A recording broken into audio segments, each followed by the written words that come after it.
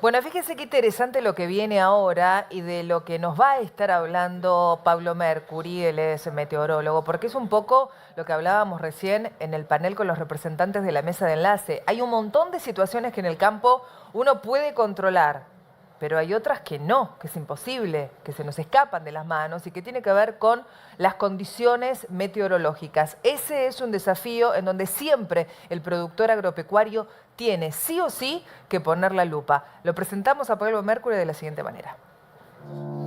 Pablo Mercury es director del Centro de Investigación de Recursos Naturales del INTA, que integra los institutos de suelos, clima y agua, recursos biológicos y floricultura.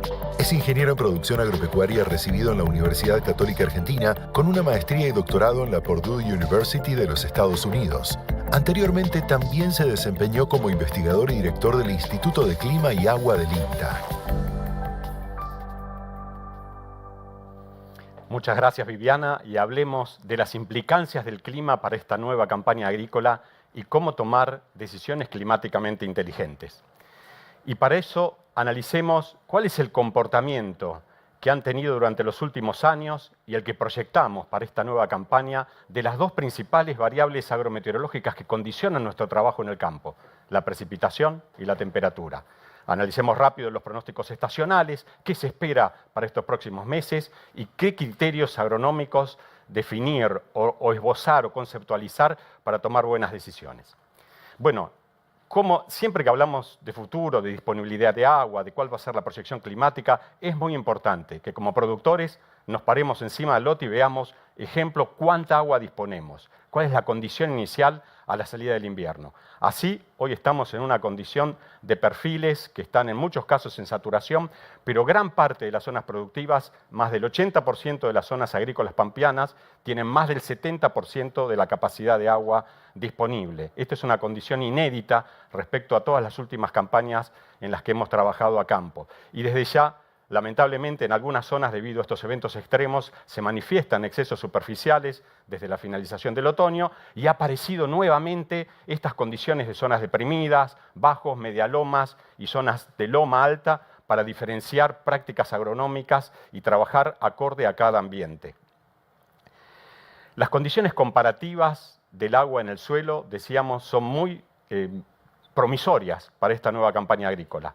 Fíjense, en estos mapas de la Argentina vemos el contenido de agua en el suelo y cómo en esta campaña tenemos muchas zonas en tonalidad azul, que es completa saturación de agua en el suelo. El suelo es una esponja que almacena acorde al tipo de suelo 70, 80, 100 o más milímetros. Eso es muy importante al inicio de la campaña que comienza porque podemos definir y planificar sin una situación de escasez inicial, sin solamente depender en los milímetros que vienen. Bueno, no solamente hay buena condición en zonas centrales y del este del país, es inédito respecto a campañas previas como es la disponibilidad de agua en la zona núcleo y además es muy buena esa disponibilidad de agua hacia el oeste, en la zona centro-oeste de las áreas agrícolas.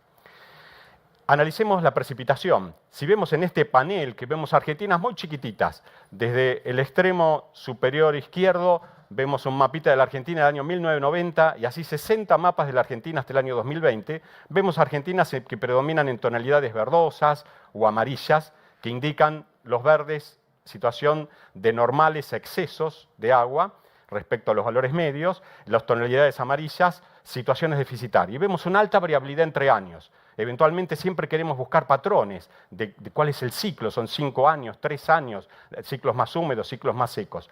Realmente, en cuanto a la variable precipitación, la condición es de alta variabilidad. Y por otro lado, es muy importante considerar que muchos meses tenemos déficit intraestacional dentro de la misma campaña agrícola. Ocurre, si analizamos las 7, 8 últimas campañas, que en determinados meses no tenemos nada de precipitación. Se apagan las precipitaciones. No tenemos nubes que precipiten y generen lluvias agronómicamente significativas para abastecer los suelos y las necesidades de los cultivos. También es muy importante considerar, lo vemos en ese gráfico inferior, que en los últimos 50 años se observa lentamente pero gradualmente una tendencia a que se espacien los días entre cada evento agronómicamente significativo. Se espacían 0,17 días por año en los últimos 50 años si tomamos la estación Junín como referencia a los días consecutivos sin lluvias.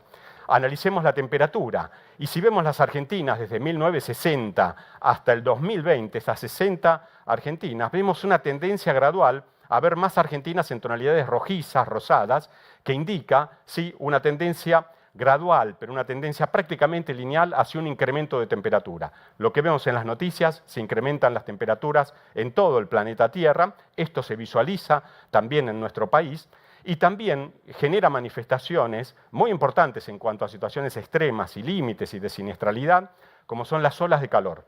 Durante las últimas campañas hemos tenido, especialmente durante los meses de enero y febrero, en alguna de ellas también ocurrió en diciembre, la manifestación de olas de calor muy graves. Si vemos este mapa del norte del país, vemos en píxeles, en tonos colorados, temperaturas a nivel del suelo en superficie de arriba de los 45-50 grados. Entonces es muy importante definir medidas agronómicas de adaptación a esta condición extrema del clima. Miren, en los últimos años el déficit hídrico nos generó el jaque, pero el mate nos lo generaba la ola de calor en muchas zonas productivas, en muchos cultivos que se trabajan con pocas condiciones de adaptación a este clima extremo. Si queremos hablar de pronóstico, que es lo que todos estamos esperando, cómo viene la próxima campaña, es muy importante analizar cómo están los forzantes oceánicos. Bueno, ahí vemos en la zona ecuatorial todo el gran océano Pacífico en nuestro planeta Tierra, la zona donde se mide este famoso indicador El Niño, si hay un enfriamiento o calentamiento en las aguas superficiales a nivel del Ecuador, y también lo nuevo que se está midiendo y que se ha descubierto mucha influencia en cómo se condiciona el clima, la humedad, la circulación atmosférica sobre nuestro territorio en primavera y verano, que es el Océano Índico.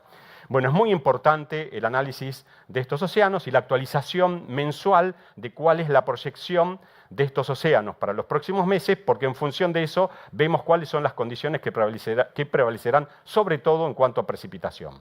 Bueno, el Océano Pacífico vemos que se va a desempeñar, en el centro del gráfico es el mes de agosto, y vemos esa curva negra con una trayectoria a lo largo de la franja blanca. ¿Eso qué indica? Que la mayor probabilidad en este momento es que se mantenga el Pacífico en condiciones de temperaturas neutrales. Podría haber un leve enfriamiento ahora durante la primavera, pero muy leve dentro de esa zona neutral, un neutral frío, pero la proyección es neutralidad hoy, lo más probable durante toda esta campaña y especialmente avanzado el verano. En el Océano Índico se observa ahora, iniciando la primavera, durante el mes de septiembre, una probabilidad de enfriamiento. Eso puede contribuir a generar con un menor impacto, una influencia en la circulación de nuestros vientos. El problema que tenemos es cuando las dos curvas están en la franja celeste, es decir, en momentos de enfriamiento. Eso nos ocurrió durante 2 años de las 3 campañas secas que tuvimos recientemente durante esta gran sequía que sufrimos.